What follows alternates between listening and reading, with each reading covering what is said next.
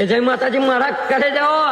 આજે તમને એક વાત કહું છું કે તમે એમ પૈસા માટે, રૂપિયા માટે કઈ બી કરી શકો છો, એ વાત ઠીક છે. પણ અત્યારે હૈદરાબાદનું જંગલ કપાઈ રહ્યું છે, એટલા પ્રાણી પક્ષીઓનું ઘર કપાઈ રહ્યું છે. એ બોલી નથી શકતા, એ વાત ઠીક છે. પણ એ રડી રડીને તમને કહે છે કે અમારું ઘર ના રીછી રહો છો મારાથી. આપણે તો આપણું ઘર છે, આપણે બોલી શકીએ છીએ, પણ એ બોલી નથી શકતા. એટલા માટે તમે એમનો ફાયદો ઉઠાવો છો. ને મારા ઘરે જાઓ.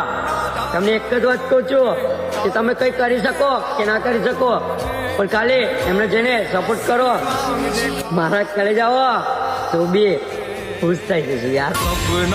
અને તમે આ વિડીયોને લાઈક ફોલો ના કરો તો ચાલશે, શેર વિડીયોને જરૂર કરજો.